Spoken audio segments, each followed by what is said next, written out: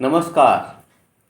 आज की प्रस्तुति सीधे सीधे विद्यार्थियों से जुड़ी हुई है और जो विद्यार्थी विश्वविद्यालय की परीक्षा देने जा रहे हैं उनको ध्यान में रखकर बनाई गई है। प्रस्तुत है विश्वविद्यालय की परीक्षा में अच्छे अंक कैसे प्राप्त करें, how to get good marks in university exam. और यह कठिन भी नहीं है। किस तरह से हमें रणनीति बनानी है और किस तरह से कार्य करना है जिससे कि हम सफलता अर्जित कर सकें, अच्छे अंक प्राप्त कर सकें, आइए इस पर हम विचार करते हैं। आज जो परिचर्चा आपके समक्ष प्रस्तुत है उसका मूल उद्देश्य विश्वविद्यालय की परीक्षाओं में अच्छे अंकों की प्राप्ति से है। ध्यान रहे, यह परिचर्चा स्नातक, परास्नातक और प्रशिक्षण कार्यक्रम को ध्यान में रखकर की जा रही है। कोरोना काल में प्रश्नों की संख्या और समय में जो कमी की गई थी वह सामान्य स्थिति में पुनः पहले जैसी रहेगी, अर्थात वही 3 घंटे वाला प्रश्न पत्र।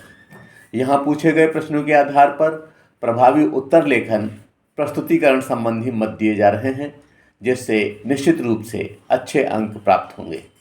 यहाँ पर यह कहने का आशय है कि प्रश्नों का जो प्रकार है वह इन प्रकारों का होता है जो विभिन्न विश्वविद्यालयों की परीक्षाओं में देखने को मिलते हैं।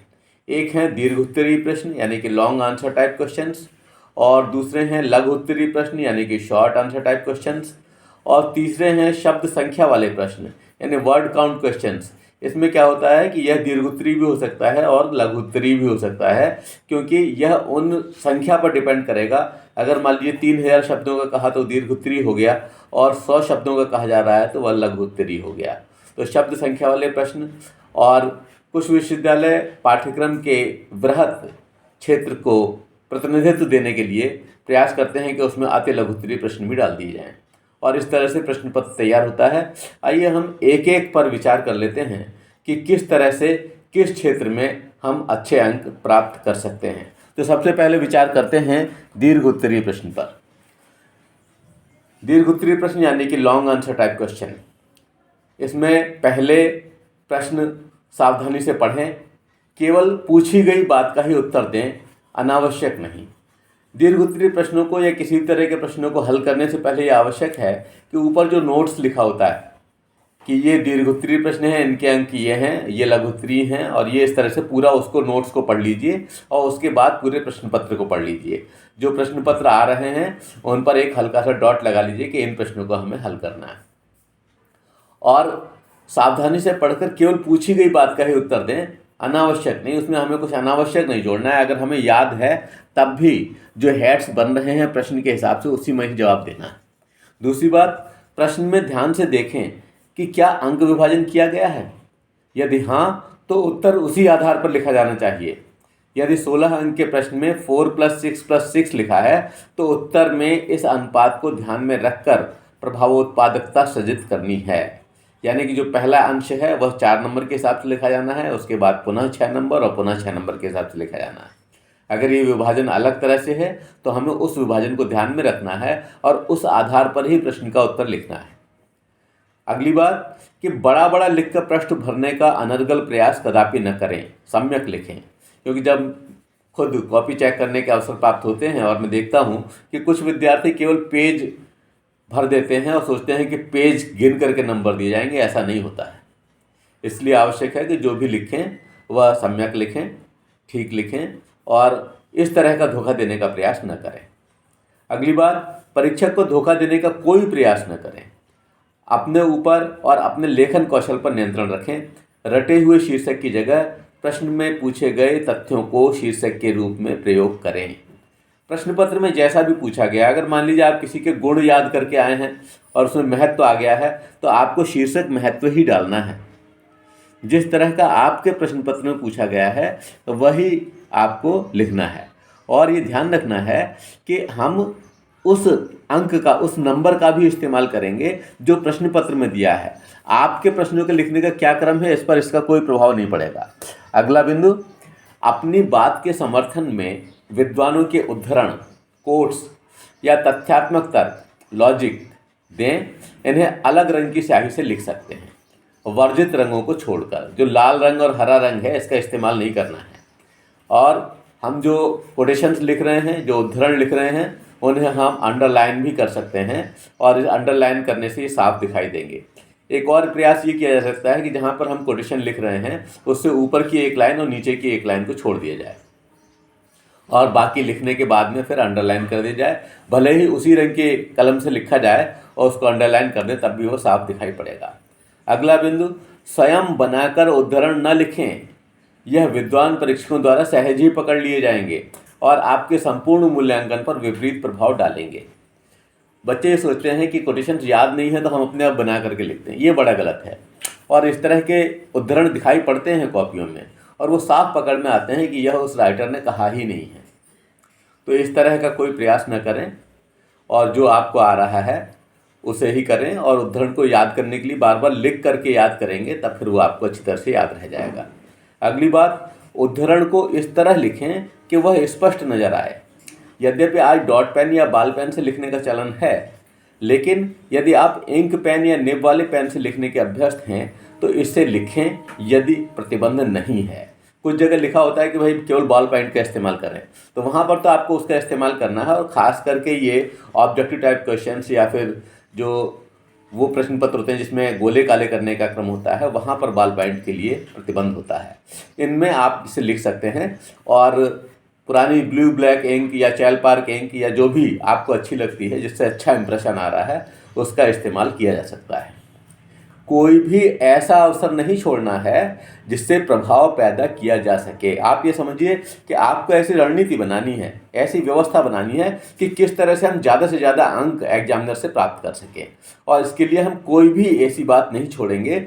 यहाँ तक कि प्रश्नों का उत्तर लिखने के बाद एक बार पढ़ने का भी प्रयास करेंगे, जिससे कि अगर कोई कमी उसमें आ गई है तो उसको दूर किया जा सके। एक्चुअली इसके लिए एक लंबे प्रयास की आवश्यकता होती है और वास्तव में आपके नोट्स ही वह अवलंब हैं जो आपको संतुलन या सकारात्मकता प्रदान करते हैं। जब आप तैयारी कर रहे हैं, उस समय आप नोट्स बना रहे हैं और लिख करके याद कर रहे हैं, तो बहुत अच्छे अंक आएंगे। मान लीजिए समय निकल गया है, समय कम है, तो ऐसी स्थिति में आप उनके हेड्स और कोटेशंस भी याद कर सकते हैं और उसके बाद फिर अपने शब्दों में उसको संजो करके और उन चीज़ों को वहाँ पर फिट कर सकते हैं। इससे भी आपके अच्छे अंक आएंगे। अगली बात कि योजना, प्रदर्शन, परिमार्जन, ये एक क्रम है। पहले आप प्लानिंग कीजिए, फिर उस प्रश्न के उत्तर को लिख करके देखिए और फिर आप खुद देखिए कि उसमें कहाँ कहाँ परिमार्जन की आवश्यकता है। और ये जो चक्र है ये लगातार चलाइए। निश्चित रूप से इससे आप अच्छे नोट्स बना पाएंगे और इसको याद करने से आप वहाँ पर अच्छा लिख पाएंगे, क्योंकि आपके पास एक अच्छी प्लानिंग होगी और आपको पूरा आत्मविश्वास होगा अपने उस प्रदर्शन की वजह से। आइए अब विचार करते हैं लघु उत्तरीय प्रश्नों पर, यानी कि शॉर्ट आंसर टाइप क्वेश्चंस पर। इसमें पहली बात कि लघु उत्तरीय प्रश्न हल करने में ध्यान रखना है कि अति अल्प में प्रभाव पैदा करना है। आप ये समझिए कि अब अभाव में पैदा करने जैसी स्थिति है, शब्द कम है और हमें उसमें लिखना है। कभी कभी ऐसा होता है कि हमें बहुत ज़्यादा याद होता है और हम लिखते रहते हैं, लेकिन उसका कोई फ़ायदा नहीं है, क्योंकि उसमें हमें उतने में ही उसको अंक मिल जाएंगे। आप लिखें, प्रभावी लिखें। अगली बात, केवल उतना ही लिखें जो प्रश्न की मांग हो। जितना पूछा है प्रश्न में उसी को ही लिखना है, किसी और डायमेंशन को जोड़ने की आवश्यकता नहीं है, क्योंकि अगर आप लिख भी देंगे तो उस पर आपको कोई अंक प्राप्त नहीं होगा। अगली बात, उत्तर बिंदुवार लिखने का प्रयास करें। जहाँ पर आपको ये पता है कि हाँ इसमें कुछ फैक्ट्स हैं और इनके बिंदुओं को लिखा जा सकता है, तो वहाँ पर उत्तर को बिंदुवार देंगे तो उसमें आपको गणित की तरह से पूरे अंक भी प्राप्त हो सकते हैं। अगली बात, यदि प्रश्न में 4 कारण या 5 उपाय जो वह जितना पूछा है उतना ही लिखें। अगर मान लीजिए कहा गया है कि इसके 4 कारण बताइए, तो आप 4 कारण दीजिए वजनी। अगर ये कहा है कि भाई इसके 5 उपाय बताइए, तो आपको 5 उपाय ही देने हैं, इसके अतिरिक्त कुछ नहीं देना है। इसके साथ ही समय के साथ यथायोग्य साम्य रखें। आपको ये ध्यान रखना है कि कितने समय में कितने क्वेश्चन करने हैं, पेपर में प्रश्न हमारे छूट न जाएं, और इसलिए सारे प्रश्नों को अपने दिमाग में इस तरह से बांट लें कि सारे प्रश्न हल किए जा सकें। अगली बात, गागर में सागर भरने का प्रयास करें, लेकिन जितने अंक का प्रश्न है उसी के अनुसार लिखना है। आप समझिए कि कम में ज़्यादा लिखना है लघु उत्तरीय प्रश्न में, और अगर मान लीजिए आपने उसमें 7-8 पृष्ठ भरेंगे तो फालतू टाइम जाया होगा और उसमें अंक तो आपको उतने में से ही मिलने हैं। अगर मान लीजिए लघु उत्तरीय प्रश्न के लिए 5 अंक निर्धारित हैं या 4 अंक निर्धारित हैं, तो आपको मिलने तो उसमें से ही हैं, इसमें अतिरिक्त प्रश्न भरने का आपको कोई फायदा नहीं होगा। अब आइए विचार करते हैं शब्द संख्या वाले प्रश्न, यानी वर्ड काउंट क्वेश्चंस, जिसमें शब्दों की सीमा होती है कि इतने शब्दों का लिखना है। कभी कभी प्रश्न अपने उत्तर हेतु शब्द संख्या का निर्देश साथ लेकर आता है और इसी से उसके आकार का पता चलता है। पूछा जा सकता है कि 2000 शब्दों में उत्तर दें या 100 शब्दों में लिखें।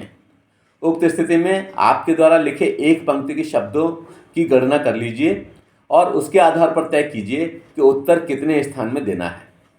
उदाहरण स्वरूप, यदि मैं एक पंक्ति में औसतन 10 शब्द लिखता हूँ तो 100 शब्द हेतु 10 पंक्तियाँ पर्याप्त हैं। इससे थोड़ा बहुत ज़्यादा हो सकता है, पर कई प्रश्न लिखना असंगत होगा।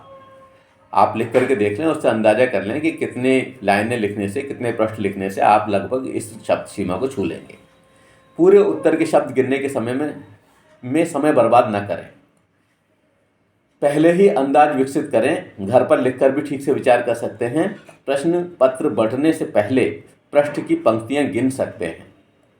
आप ये समझिए कि कहीं कहीं मिस्टेक हो जाती है टाइपिंग की, तो आपको ध्यान रखना है कि प्रश्न पत्र को बढ़ने से पहले पृष्ठ की पंक्तियां गिन लें, उसके सारे जो स्थान दिए हैं उन्हें अच्छी तरह से भर लें, जिससे कि उस पर फिर अतिरिक्त समय आपका खर्च ना हो।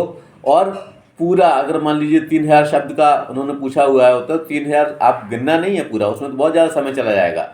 आप केवल एक पंक्ति के आधार पर और पृष्ठ के पंक्तियों के आधार पर तय कर सकते हैं कि लगभग कितने शब्द लिखे गए हैं।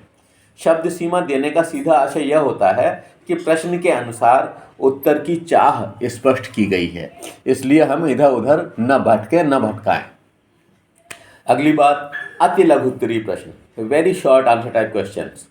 कतिपय विश्वविद्यालय सभी तरह के प्रश्न पत्र में शामिल करते हैं, जिससे अधिक से अधिक पाठ्यक्रम का प्रतिनिधित्व प्रश्न पत्र कर सके। इसमें अति लघु उत्तरीय प्रश्न विशिष्ट भूमिका का निर्वहन करते हैं।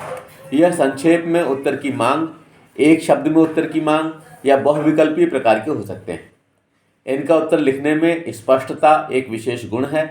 जिस खंड या भाग का यह प्रतिनिधित्व करते हैं वह लिखें और प्रश्न पत्र में इसके लिए निर्धारित प्रश्न नंबर का उल्लेख करें। वह प्रश्न की प्रकृति के अनुसार ही उत्तर लिखें। अगर मान लीजिए ये खंड का पहला प्रश्न है तो आप खंड का और फिर उत्तर नंबर जो है उसका 1 और उसके आगे फिर आप लिखेंगे कि इसका क्या जवाब रहा है। इसी तरह से इसको अति लघु उत्तरीय वाले खंड को हल किया जाना है और बहुत स्पष्ट लिखना है, कहीं कोई भ्रम पैदा नहीं करना है। अगर कटिंग हो जा रही तो पुनः नए सिरे से लिख लीजिए। अंत में यह अवश्य कहना चाहूँगा कि प्रश्न पत्र प्रारंभ होने से ठीक पहले उत्तरों को लेकर कोई बहस न करें। ये देखने को मिलता है कि साथी लोग बहस कर रहे होते हैं और उससे भ्रम की स्थिति बन जाती है और परीक्षा में फिर सही आता हुआ भी गलत हो जाता है। इसलिए शांत चित्त से, आत्मविश्वास से युक्त होकर परीक्षा कक्ष में जाएं, प्रसन्न रहें और प्रसन्न रहने दें।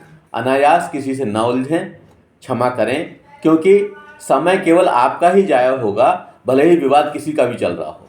तो एक बार पुनः आप सभी को परीक्षा हेतु समस्त राष्ट्रीय ऊर्जाओं को हार्दिक शुभकामनाएं। धन्यवाद। जय हिंद, जय भारत।